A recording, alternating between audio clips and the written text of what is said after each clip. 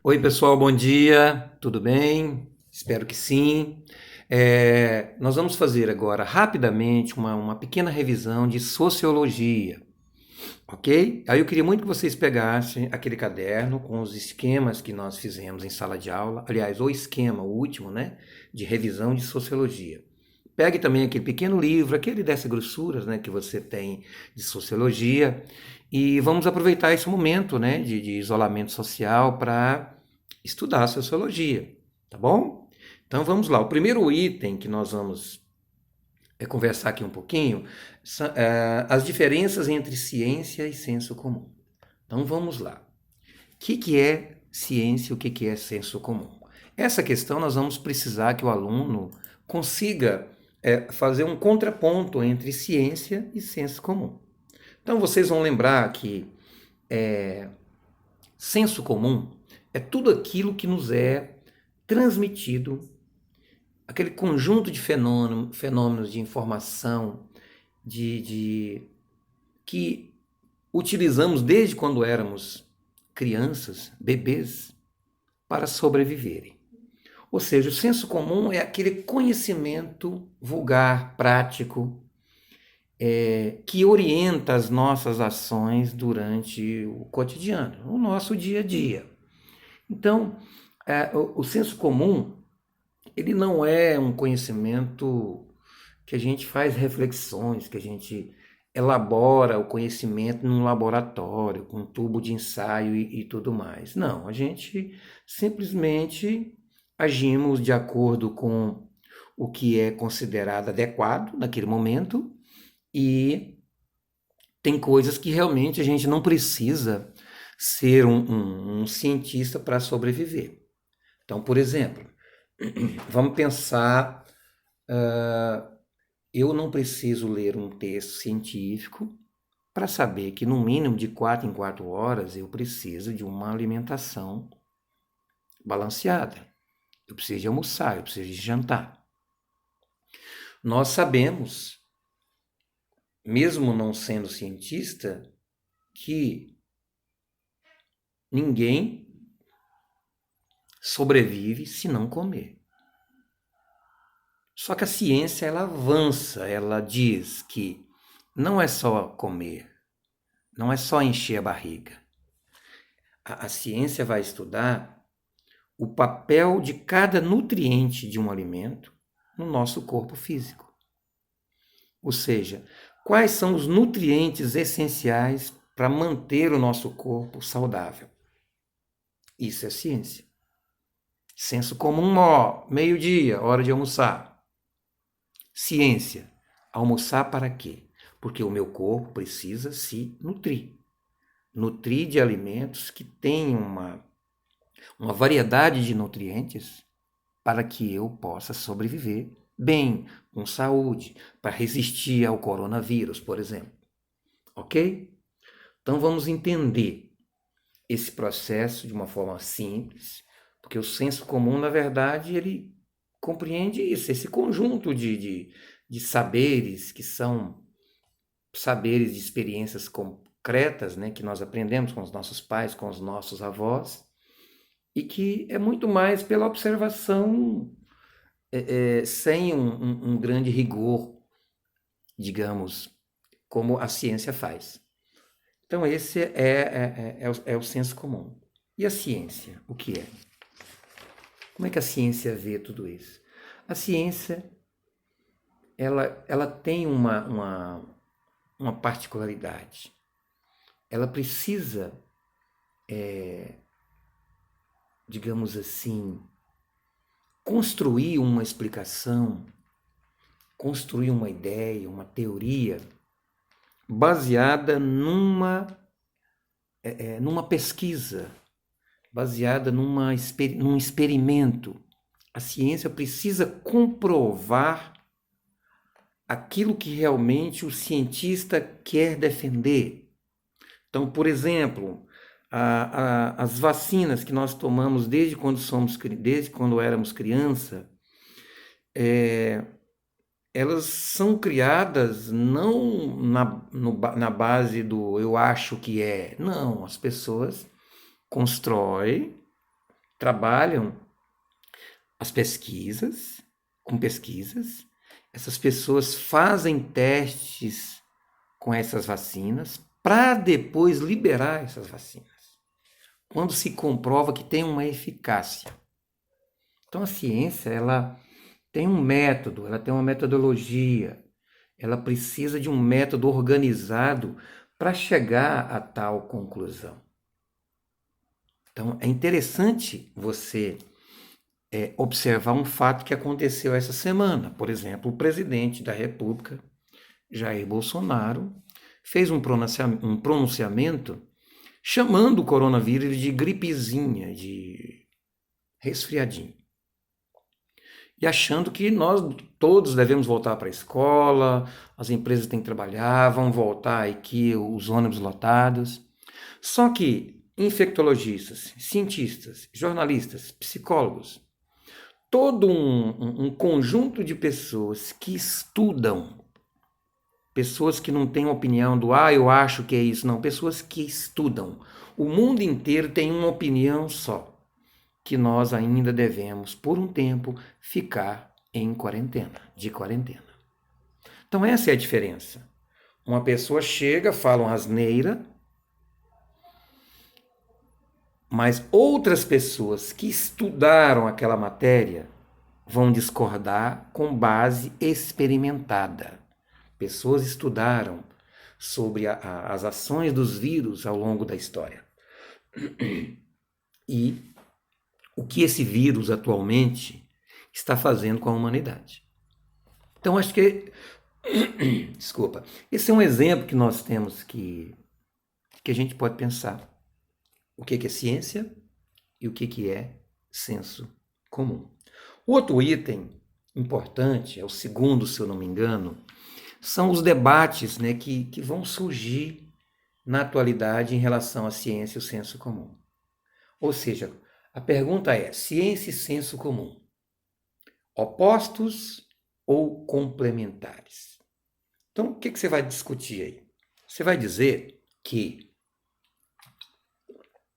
de um lado, nós temos pessoas que defendem a hierarquia da ciência em relação ao senso comum, ou seja, o conhecimento científico, ele é superior ao senso comum. Mas, por outro lado, tem pessoas, também cientistas, que defendem que ciência e senso comum podem ser complementares. O próprio educador Paulo Freire, que é uma referência internacional, que tem as suas obras traduzidas para o mundo inteiro, ele vai, dentro da sua filosofia, valorizar o saber popular, o conhecimento que cada um traz de casa. Então é importante que você entenda que há muito mais uma disposição entre complementares do que opostos entre ciência e senso comum. Ok? O outro item, sobre o iluminismo.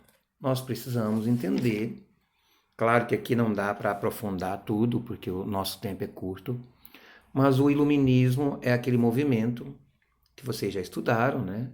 Intelectual que surgiu na Europa no século XVIII.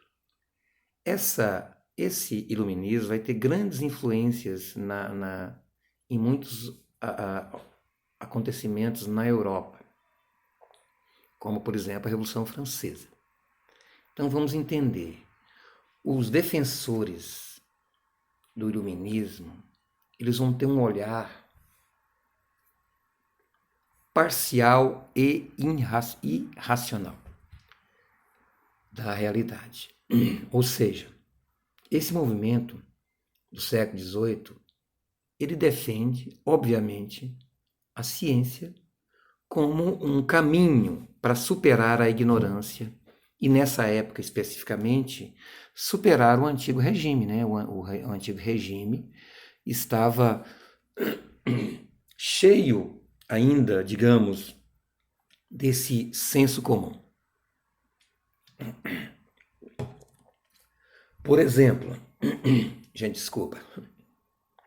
Então vamos entender por que o antigo regime estava cheio de senso comum.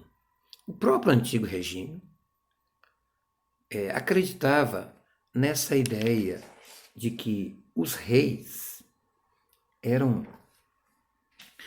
eles governavam por direito divino. Então, Deus quis que os reis de sangue azul, de sangue nobre, governassem o povo.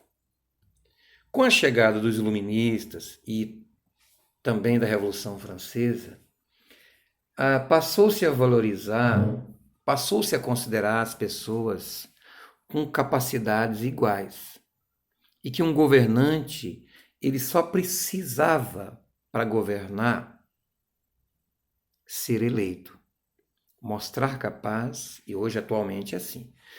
O governante ele só precisa de ser eleito pelo povo. E todas as pessoas têm oportunidade para ocupar, né, um cargo na esfera política, se ele realmente tiver o tino para esse tipo de atividade. Então vamos entender isso. Quando eu falo de senso comum durante a Revolução Francesa, nós vamos lembrar desse episódio. Os reis, comumente, ou seja, isso era algo que todo mundo, né, as pessoas num primeiro momento não questionava, só vai questionar quando as ideias iluministas aparecerem, né? Mas até então, antes de aparecerem, a ideia era essa. A ideia era que o rei governava por vontade divina. E isso já passou, felizmente. Um outro assunto importante, pessoal, é o pensamento positivista. Quando eu falo de positivista, eu tenho que lembrar de quem? Eu tenho que lembrar de Auguste Comte, que era um filósofo francês, que vai afirmar que a ciência é o caminho para o progresso da humanidade. Ele está errado? Não. Porque desde o século XVIII para cá, o mundo tecnológico, todas as inovações técnicas que existiram no mundo, contribuiu para que a vida humana realmente fosse mais confortável. Então, quando se fala de positivismo, lembra, o positivismo está relacionado diretamente com o surgimento da sociologia.